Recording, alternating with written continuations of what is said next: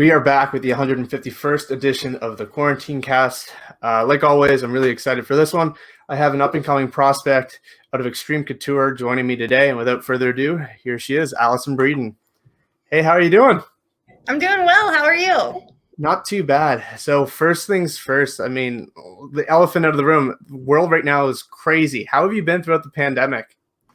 It's honestly had its ups and downs. Just I feel like everybody else has gotten to experience when it first shut down, took some time off because that's what we all had to do. But my coach kind of made it so that I was still able to get some work in so that I wasn't completely stagnant. And then kind of got to work in some garage gyms for a little bit. And then I think XC opened up pretty much as early as they could, which was really nice to kind of get back into a normal routine when there was nothing normal about what was going on. And just have kind of been rolling with the punches that work's been throwing at me now.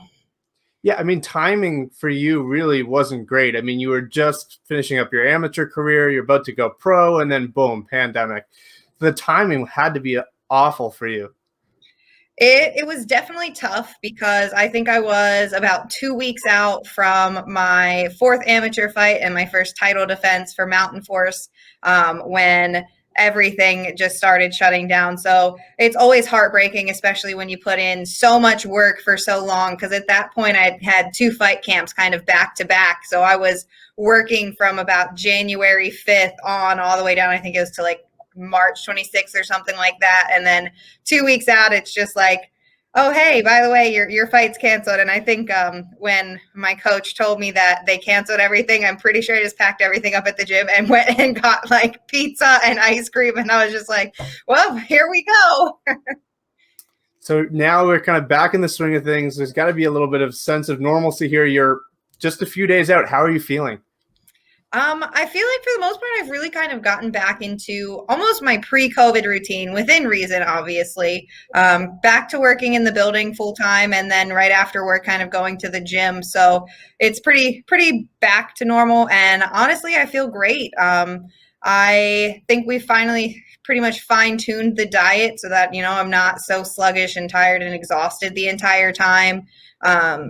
I'm set to have, I think I'm going to have a great cut, and we're going to start kind of tomorrow and split it in half a little bit. But yeah, I feel good. I feel strong. I feel ready. Your thoughts on the matchup? Do you do a whole lot of like watching film, or is it just something you leave to your coaches as well? So I personally hate watching my opponents fight. Usually in a camp, I'll always watch it when he first sends me the name. I'll probably watch it a couple times, and I'll mull it over longer than most people should. But usually at the end of the day, it's always like, yes, let's go, like let's do it. And then pretty much after that, I don't touch the video, like I don't look at it, and then we usually pick at least about one more day in the camp to kind of sit down and watch them together, and that he can, point out things he's noticed or kind of that type of thing. And then after that, I usually pretty just leave it kind of where it is. So you were talking about the weight cut. Speaking for myself, throughout the pandemic, I just kind of like let myself go. I was like, I'm going to eat an extra slice of pizza and everything here. Obviously, this is your second fight since the end of the pandemic, but did you have some of the same problems where, that weight cut didn't come off the first time around?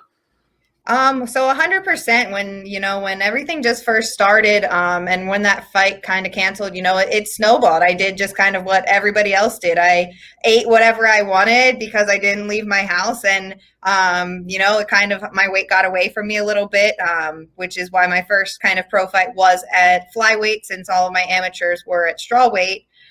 So we just kind of did it to slowly work the way back down to where I need it to be and want it to be.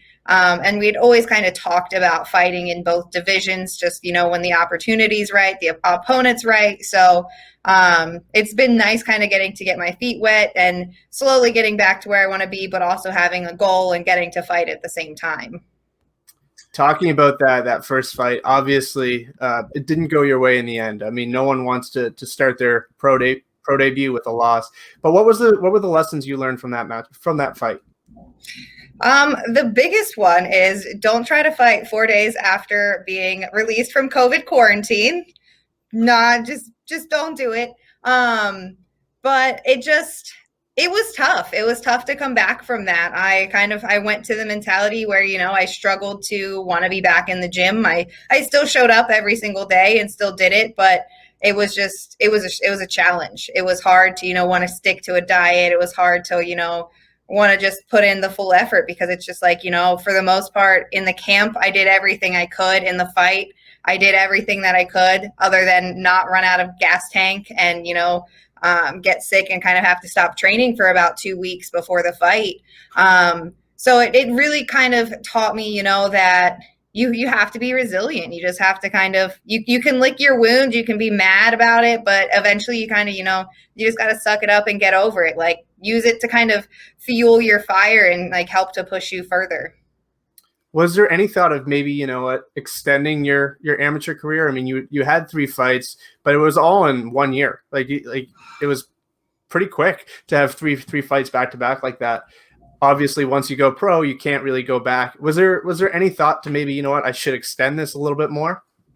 I know we had 2 fights scheduled, early on in 2020, and they both ended up getting canceled. And those kind of were supposed to kind of be, the exclamation point on the amateur career there. And just like really talking with my coach, and my manager, he kept getting a lot of opportunities for, pro fights. And he's like, hey, like, where you're at now, you can take these and you can win these. Like, it's not anything out of, your skill set or your ability level. And I really put, a lot of trust and a lot of faith in my coach and my manager. They're both the same person. So, he sees me every day in the gym, and he knows what I'm capable of. So I honestly, because, there are times where, I'll be down on myself and I'll be like, are you sure? And he's like, are you crazy? Like, that was perfect. And I'm like, no, but I did this wrong. Like, one little nitpicky thing out of the whole thing. And I'll be like, oh no, I'm terrible. And he's like, that was just one thing. Like, what about the other, 45 minutes we just did? What's interesting to me is you come from a softball background. You did softball. How did you go from softball to mixed martial arts? It seems like a very weird transition to me. Oh, it's so funny when I literally think back to, kind of what I did growing up, because softball was my life for the whole way. I played in college and was a 4-year starter there, had an athletic scholarship for it and all. And I truthfully only really got into, martial arts because after graduating from college, I didn't have, the set workout schedule. And I'm really kind of the athlete that I'll do anything if somebody's telling me to do it. Like, I will push myself if I know, like, oh, there's somebody I'm going to let down if I stop, or there's somebody I'm going to let down if I quit. But when I'm just doing, a workout by myself, like, oh, I'm going to go kind of pick up some weights at the gym, it's like, well, if I don't do this set, nobody's going to be upset about it. So there's this. So I ended up going to just like a cardio kickboxing class with my sister when I was visiting her in Oxford, Mississippi. And I was like, oh, I really like this class. Like, this is really nice. Like, I enjoyed this. It was a challenge. It was something new. And kind of from there, I got my first job teaching, and not the most calm job, not the most calm profession. And I really had a lot of stress from it. And it's like, there for a while, I would come home and just start drinking. And I was like, oh my gosh, I need a better outlet than this. I just can't be drinking at 3 p.m. every single day. So I'd found a new gym that had just opened up in Orlando when I was there, and just kind of fell in love with just learning the different combos, just being I lost you there for a second. That was weird. Oh, sorry. My Wi-Fi is a little bit wonky. And, from then I was in that cardio kickboxing class, and then I ended up moving out to Vegas and kind of just did the same thing out here, and then slowly started taking more classes. Like, I would do the kickboxing classes, and then I would try the jiu-jitsu classes, and then got into the MMA class. And then Roman, my coach, one day at like one of the events he was coaching at, was like, "So when are you gonna, fight?" And I looked at him and I was like, "Never." I was like, "I have no desire to ever get in the cage and fight somebody." Like, he's like, "I don't believe that. Like, you'll get tired of like hitting your friends and want to do it for real." I'm like, "Nope, never. Like, not for me."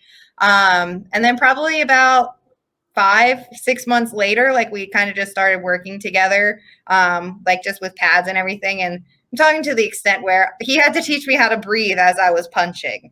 And it just kind of snowballed from there, trying out for the amateur team then a few months later.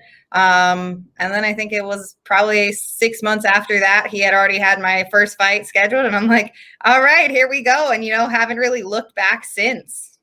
What was the hardest thing to pick up? Like I have a swimming background, so for me, like when I switched over, like the cardio portion wasn't hard, but it was for me jiu-jitsu. It's like it was so hard for me to pick up. What component of mixed martial arts did you find the hardest? Honestly, and I still struggle with this to this day, is head movement. So coming from the softball background, I have been a catcher my entire life. So I always say, like kind of my ability to flinch or react when something is coming directly at my face is kind of lessened. Because, I had to get used to a ball coming at it. I had to have a ball and a bat coming. And it's just like, there are times where I'll just completely straight watch the punch hit me in the face. And I'm like, you see it. Like, why don't you have that flinch mechanism to like, hey, move your head out of the way? So I try really hard to work on that. And that's probably one of the hardest parts for me, is just, getting used to and having to get my head out of the way. You've mentioned Roman. You're working at, in my opinion, the best gym to be at right now. I think they've got such a good thing going there at Xtreme Couture. But what's it like working with guys like Justin James, Roman, Dennis Davis, et cetera, et cetera? What's it like being at that gym?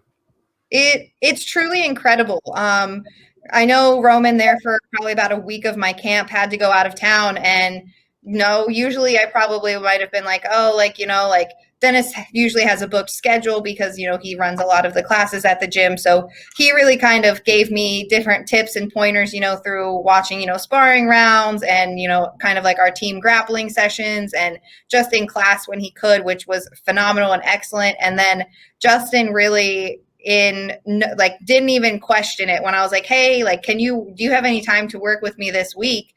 And our styles are very similar. So he kind of just dumped and was just like, here are some things I like to do.